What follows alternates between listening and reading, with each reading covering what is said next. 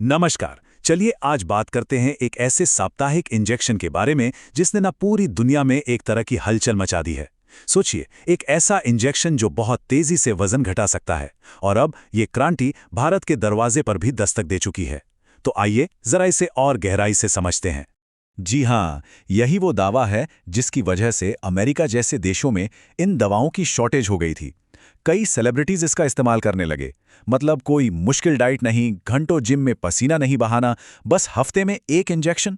इसने लोगों का ध्यान तो खींचा ही, और अब भारत में भी ये एक हॉट टॉपिक बन गया है। दुनिया भर में जो इसकी चर्चा हो रही है वो तो ठीक है, लेकिन उससे भी ज्यादा जरूरी ये समझना है कि आखिर ये दवाइयां भारत के लिए इतनी जरूरी क्यों हैं। ये सिर्फ एक मेडिकल एडवांसमेंट नहीं है, बल्कि भारत की जो मौजूदा स्वास्थ्य की स्थिति है उसके लिए एक बहुत बड़ी जरूरत भी हो सकती है।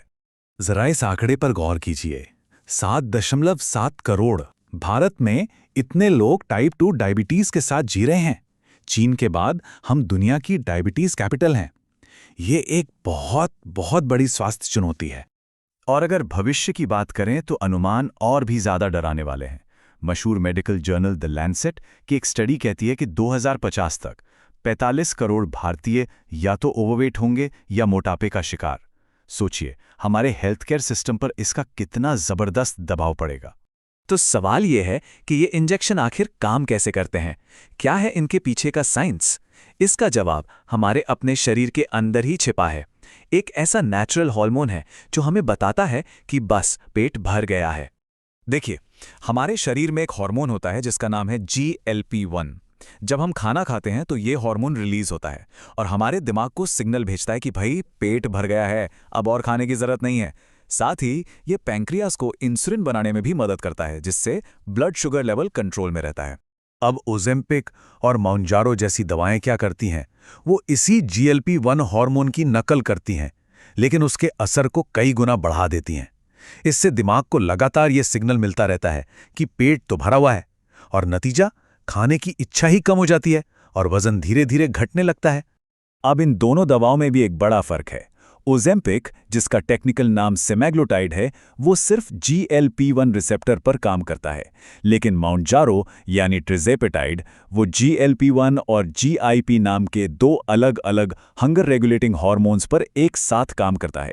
इसी ड्यूअल एक्शन की वजह से इसे और भी पावरफुल माना जाता है। और ये डुअल एक्शन नतीजों में भी साफ दिखता है।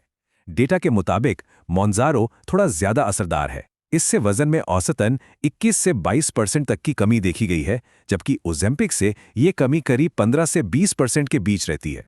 ठीक है, साइंस तो बहुत कमाल का है, पर अब आते हैं सबसे प्रैक्टिकल सवाल पर। भारत में एक आम इंसान के लिए इन दवाओं की कीमत क्या होगी? क्या ये उनकी पहुंच में होंगी? देखिए, कीमत में तो यहां जमीन आसमान का फर्क है। अमेरिका में इन्हीं दवाओं का एक महीने का खर्चा 88,000 रुपीज से भी ज्यादा हो सकता है। वहीं भारत में इनकी शुरुआती कीमत लगभग 8,800 रुपये प्रति माह के आसपास है। हाँ, ये अब भी महंगा है, लेकिन अंतर बहुत बड़ा है। मुंबई के 70 साल के महेश चमाडिया की कहानी इस दवा के असर को बहुत अच्छे से बताती है। वो माउंजारो पर हर महीने 25,000 रुपये खर्च करते हैं और उन्हें कमाल के नतीजे मिले हैं। वो बताते हैं कि उनकी 25 साल पुरानी खाने पीने की आदतें बदल गई हैं और उनका एनर्जी लेवल भी बढ़ गया है। लेकिन देखिए, इतने पावरफुल नतीजों के साथ कुछ और बातों का ध्यान रखना भी जरूरी है, और वो हैं साइड इफेक्ट्स। कुछ तो बहुत कॉमन हैं और कुछ गंभीर हो सकते हैं, हालांकि वो काफी रेयर हैं।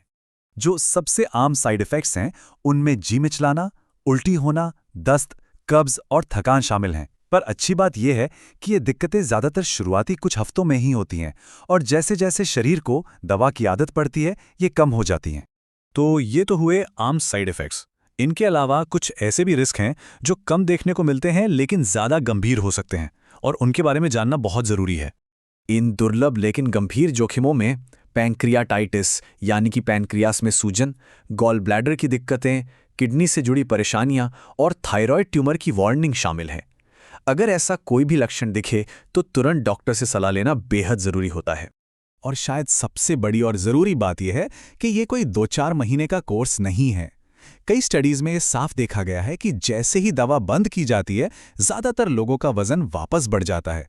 इसका मतलब साफ है, ये एक लाइफ लॉन्ग कमिटमेंट हो सकता है। तो फिर सवाल उठता है कि ये दवाएं आखिर हैं किसके लिए, कौन इन्हें ले सकता है और किन्हें इनसे बिल्कुल दूर रहना चाहिए।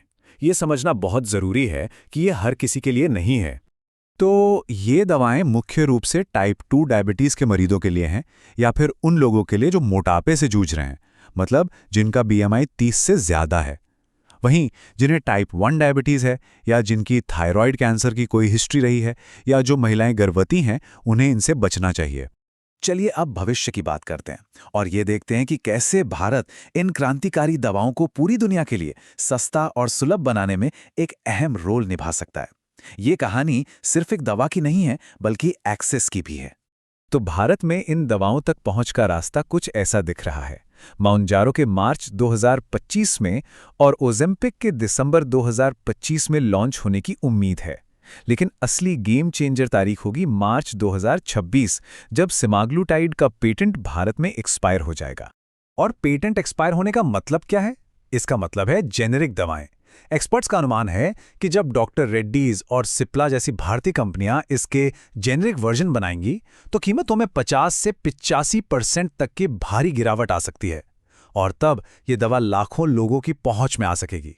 तो कुल मिला के लब्बो-लुबाब ये है कि ये दवाएं साइंस के एक बहुत बड़ी कामयाबी हैं, पर ये कोई जादू की छड़ी नहीं है। इन्हें हमेशा एक क्वालिफाइड डॉक्टर की देखरेख में ही लेना चाहिए और साथ में एक हेल्दी लाइफस्टाइल अपनाना भी उतना ही ज़रूरी है। और अंत में एक बड़ा सवाल कि क्या ये क्रांति हेल्थ केयर में एक नया मोड़ लाएगी या फिर ये सिर्फ एक महंगी आदत बनकर रह जाएगी? इसका जवाब इस बात पर निर्भर करेगा कि हम सब इसे कितने जिम्मेदाराना तरीके से इस्तेमाल करते हैं। कोई भी फैसला लेने से पहले अपने डॉक्टर से सलाह ज़रूर लें।